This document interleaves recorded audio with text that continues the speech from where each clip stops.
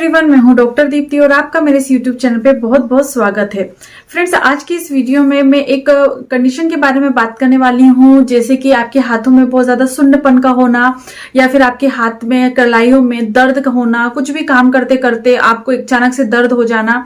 और कभी कभी ऐसा होता है कि आप किसी भी चीज को होल्ड नहीं कर पा रहे हैं, ठीक तरीके से उठा नहीं पा रहे हैं और थोड़े से जलन जैसा अगर महसूस हो रहा है, तो आज हम इसी बारे में बात करने वाले हैं कि आखिर इस कंडीशन को हम क्या कहते हैं और उसके कॉजेस क्या होते हैं, उसके सिम्टम्स क्या होते हैं और क्या उसके रिस्क फैक्टर्स होते हैं, और उसकी कुछ होम्योपैथिक मेडिसिन के बारे में हम बात करने वाले हैं।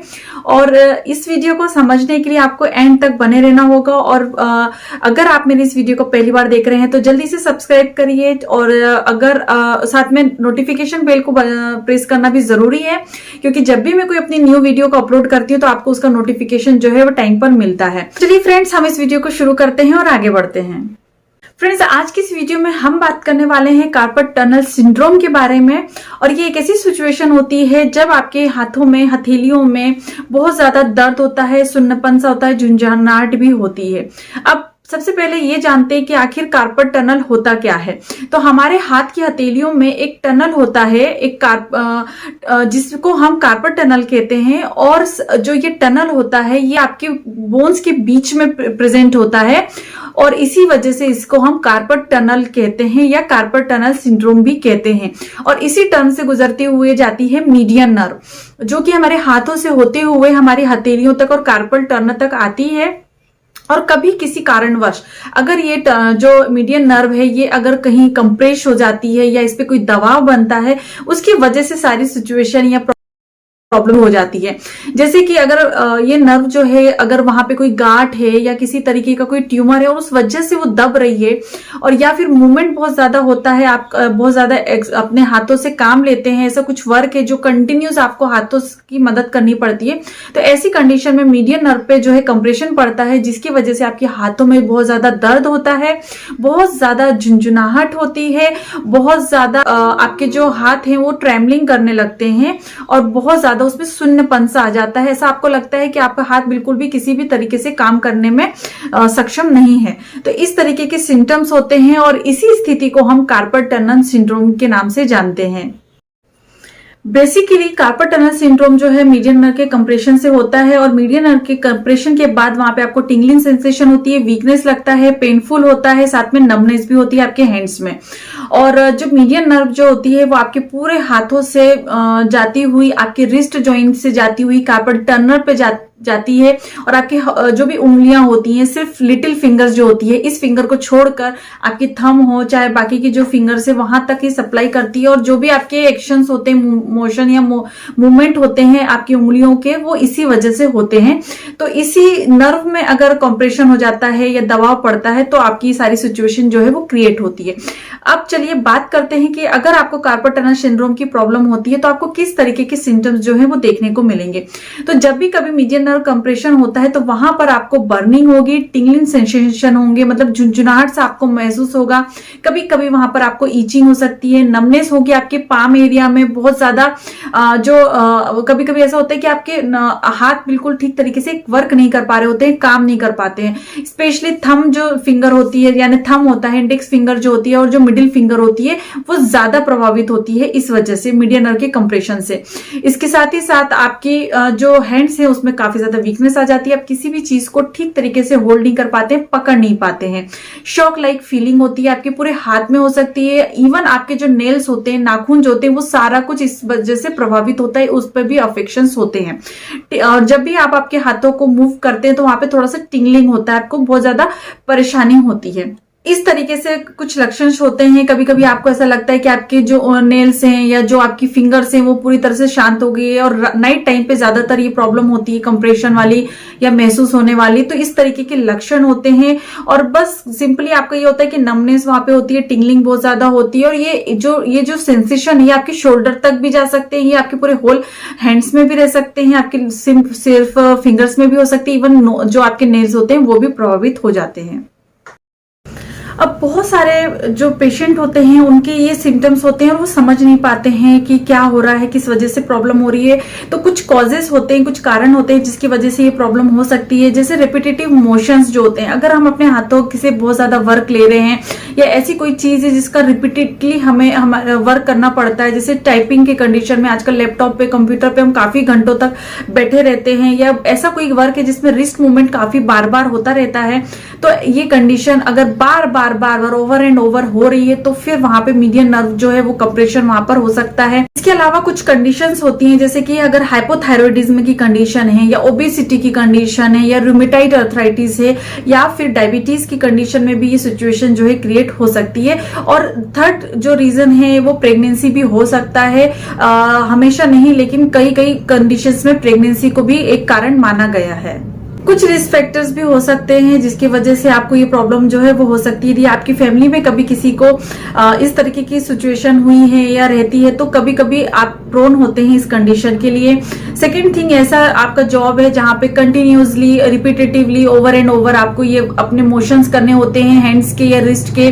जैसे बहुत सारे वर्क होते हैं, जैसे कि टाइपराइटिस्ट होता है ना, जो ऐसे कोई वर्कर होते हैं जो सिलाई का काम करते हैं, सिलाई और बुनाई का काम करते हैं, जो हेयर स्टाइलिस्ट होते हैं उनको भी हमेशा अपने हाथों से काम लेना होता है। म्यूजिशियन जो होते हैं उन्हें कंटिन्यू अपने हाथों का वर्क करते रहना पड़ता है, प्रैक्टिस करनी होती है, साथ में परफॉर्मेंस भी देने होता है। बेकर्स जो होते हैं उन्हें भी, जैसे देखा ना केक वगैरह को हम ऐसे वो करते हैं, तो उसके लिए भी उनको होता है। जो कैशियर्स होते हैं उनको कंटिन्यूसली, अब तो केयर मशीन आ गई है, लेकिन जो हाथों से पैसों को गिनते हैं तो उस कैशियर्स में भी ये प्रॉब्लम देखने को मिल जाती है। तो ये कुछ कंडीशंस होती हैं, ऐसी जॉब होती है जहां पर ये प्रॉब्लम, जहां मूवमेंट्स बहुत बार होते हैं तो ये सिचुएशन क्रिएट हो सकती है।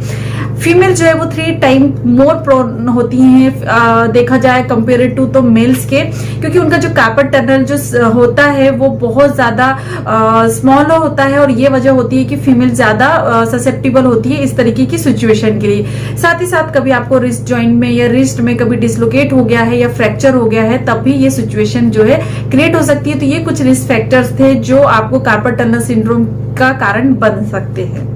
टनल सिंड्रोम को डायग्नोस करना इजी है। बहुत सारी जो हमारे इमेजिंग टेस्ट होते हैं उसके थ्रू आप कर सकते हैं, जैसे एक्सरे करवा सकते हैं, अल्ट्रासाउंड करवा सकते हैं, MRI भी आप करवा सकते हैं। इसके अलावा इलेक्ट्रोमायोग्राम की हेल्प भी आप ले सकते हैं। तो इस तरीके की कुछ टेस्ट होते हैं, नर्व टेस्ट होते हैं, नर्व कंडक्शन स्टडीज होती हैं, तो वहां पर आपकी मीडियन नर्व की जो कंप्रेशन होता है उसकी जांच की जा सकती है। ये थे कुछ जानकारी कार्पल टनल सिंड्रोम के बारे में। अब बात कर लेते हैं होम्योपैथिक ट्रीटमेंट के बारे में। तो सबसे पहले होम्योपैथिक मेडिसिन जो हमें दी जानी चाहिए, जैसे कि हमने सिम्टम की बात की, तो जब भी सिम्टम जो होंगे कार्पल टनल सिंड्रोम के वो यही होंगे कि आपके हाथों की जो कलाइयां होती है वहां पे, या हाथों में या आपके फिंगर्स में सुन्नपन सा आ जाता है, उसमें झंझनाहट सी होती है, आपकी हथेलियों में दर्द बना रह सकता है, और ये दर्द जो है आपके हाथों हथेलियों से आपके नाखून तक भी हो सकता है, ऑल ओवर दी हैंड्स भी हो सकता है, शोल्डर तक भी हो सकता है। दर्द और सुन्नपन ये पूरे आपके हाथों पर हो सकता है, और ये पूरे हाथों में भी बना रह सकता है। अगर आप उस हाथ से कुछ पकड़ते हैं तो भी आपको बहुत ज्यादा प्रॉब्लम होती है, आप ठीक तरीके से किसी चीज को होल्ड नहीं कर पाते हैं, या होल्ड करते समय आपको काफी ज्यादा दर्द महसूस होता है या सुन्नपन सा महसूस होता है। और अगर कार्पल टनल सिंड्रोम जो है काफी लंबे समय तक रहता है तो आपकी जो हथेलियों की मांसपेशियां होती है वो भी दिखनी बंद हो जाती है। तो इस तरीके के लक्षण होने पर आप कुछ मेडिसिन का इस्तेमाल कर सकते हैं, जैसे कॉस्टिकम को आपको 200 पावर में लेना है। यदि आपकी हथेलियों में जो झुंझुनाहट होती है, जो सुन्नपन है या दर्द होता है, तो ये दवा जो है काफी ज्यादा लाभदायक होती है। अगर आपका हाथ बहुत ज्यादा कमजोर पड़ गया है, आप ठीक तरीके से किसी भी चीज को ले नहीं पा रहे हैं, उठा नहीं पा रहे हैं, या होल्ड करके नहीं रख पा रहे हैं, दर्द कंटिन्यूस बना रहता है, तो ये मेडिसिन काफी ज्यादा उपयोगी होती है। तो 200 पोटेंसी को आपको लेना है, दिन में सिर्फ एक बार आपको लेना है। तो सुबह सुबह मॉर्निंग में आप इसकी 2 बूंद डायरेक्ट टंग पे ले सकते हैं, और कंटिन्यू आपको 2 से 3 महीने तक इस मेडिसिन का सेवन जो है करना चाहिए। और इसको आपको रिपीट नहीं करना है ज्यादा, आप सिर्फ सिंगल डोज डेली आप मॉर्निंग में सुबह सुबह खाली पेट ले सकते हैं। नसों की जब भी कोई प्रॉब्लम होती है तो हम देते हैं या उपयोग करते हैं हाइपेरिकम को, और हाइपेरिकम जो है मेडिसिन है ये नसों पे बहुत अच्छा एक्ट करती है, बहुत अच्छा इसका एक्शन होता है। तो जब भी नसों से रिलेटेड कोई प्रॉब्लम होती है तो हाइपेरिकम को अवश्य इस्तेमाल करना चाहिए। तो इसकी 200 पावर को आप रोज नाइट में इसकी 2 बूंद डायरेक्ट टंग पे ले सकते हैं, ये भी काफी ज्यादा फायदेमंद होती है। इसके बाद हमारी अगली होम्योपैथी मेडिसिन है वो है काली फॉस्फोरिक एसिड 6x पोटेंसी में आपको लेना है। ये टेबलेट फॉर्म में आती है ये मेडिसिन, और नसों की बहुत सारी प्रॉब्लम्स में ये मेडिसिन का उपयोग किया जाता है। जैसे कि अगर आपको ठीक तरीके से नींद नहीं आ रही है, नर्वस वीकनेस बहुत ज्यादा है, तो ये मेडिसिन का उपयोग हम डेफिनेटली करते हैं। तो नसों की बहुत सारी समस्याओं में इसका उपयोग किया जाता है, तो ये बहुत ही ज्यादा लाभदायक होम्योपैथी मेडिसिन है। तो इसकी 6 टेबलेट्स को आपको दिन में 3 बार लेना है, या आप दिन में 2 बार भी ले सकते हैं, 4 टेबलेट भी ले सकते हैं, 6 टेबलेट भी ले सकते हैं। इसकी कोई नुकसान नहीं है किसी तरीके के। अगर आप 6 टेबलेट ले रहे हैं तो दिन में 2 बार लीजिए, 4 टेबलेट ले रहे हैं तो दिन में 3 बार लीजिए। और इसको डायरेक्ट टंग पे आपको लेना है और चूसना है, इसको पानी के साथ नहीं लेना है, सिर्फ चूसते हुए आपको उस मेडिसिन को उसका उपयोग करना है। तो इस तरीके से आप ये मेडिसिन का उपयोग कर सकते हैं। तो ये मेडिसिन जो है आपको हमेशा लेनी है कार्पल टनल सिंड्रोम की कंडीशन में। इसके अलावा 3 मेडिसिन का मिलाकर एक कॉम्बिनेशन आपको तैयार करना है। सबसे पहले होम्योपैथी मेडिसिन लेनी है आर्नी का, इसे 30 पावर में लेना है, रूटा इसे भी 30 पावर में लेना है, और बेलपर्निन्स इसे भी आपको 30 पावर में लेना है। तीनों ही मेडिसिन को बराबर मात्रा में मिला के आपको इसका कॉम्बिनेशन तैयार करना है, और फिर आपको इस मेडिसिन का उपयोग करना है। कहीं पर भी अगर नस दबी हुई होती है तो आर्निका बहुत अच्छी तरीके से एक्शन करती है। अगर रिस्ट में बहुत ज्यादा पेन है, या उसका ज्यादा वर्क लेने की वजह से, या नस दब जाने की वजह से अगर कोई प्रॉब्लम होती है, तो वहां पे रूटा जो है बहुत ज्यादा उसका उपयोग होता है। मोशंस की वजह से अगर बहुत ज्यादा कंप्लेंट बनी रहती है, कंटिन्यूस वर्क पे अगर है, तो रूटा जो है काफी अच्छे इसके एक्शंस होते हैं। और कहीं चोट लग जाने की वजह से अगर कोई सिचुएशन क्रिएट हो रही है, तो बेल्स जो मेडिसिन है ये भी काफी ज्यादा उपयोगी होती है। इसको सुन्नपन भी इससे दूर होता है, दर्द भी दूर होता है, और नस जो दबी वो भी धीरे धीरे खुलती है, और जो नमने से जो झुंझुनाहट है वो भी ठीक होती है। तो ये सारे ही मेडिसिन को आपको लगभग 2 से 3 महीने तक आपको जरूर उपयोग करना है, और धीरे धीरे करके आप देखेंगे कि आपकी पूरी प्रॉब्लम जो है पूरी तरह से सॉल्व हो चुकी है।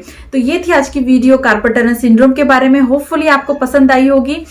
साथ ही साथ कार्पल टनल सिंड्रोम की कंडीशन में आप कुछ चीजें कर सकते हैं, जैसे लाइफस्टाइल आप चेंज कर सकते हैं। जहां पर आपको कंटिन्यूस कोई मोशन करना पड़ रहा है, या हाथों का हेल्प लेना पड़ रहा है, ऐसी कोई जॉब है, तो आपको उस जॉब से थोड़ा सा ब्रेक लेने की जरूरत है, तभी आपकी ये सिचुएशन ठीक हो पाएगी। क्योंकि जो भी सिम्टम्स पे बेस होती है सारी चीजें, मेडिकेशन तो डेफिनेटली आप लेते हैं, पर जो कॉज होते हैं, जो मेंटेनिंग कॉज होते हैं, उसको भी दूर करना बहुत ज्यादा जरूरी होता है।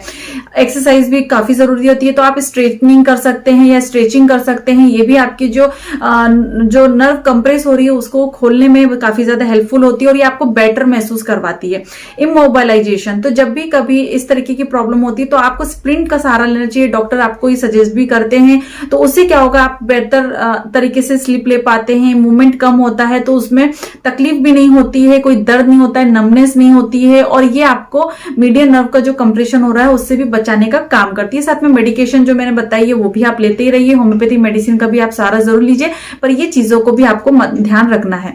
तो होपफुली आज की वीडियो जो कि कार्पल टनल सिंड्रोम पे थी आपको पसंद आई होगी। यदि अच्छी लगी तो जल्दी से लाइक करिए, शेयर करिए, और इसी तरह नॉलेजेबल वीडियोस के साथ में मैं आती रहती हूँ। इसके बाद मिलूंगी मैं नेक्स्ट वीडियो में। तब तक के लिए बाय बाय, अपना ध्यान रखें, खुश रहें, धन्यवाद।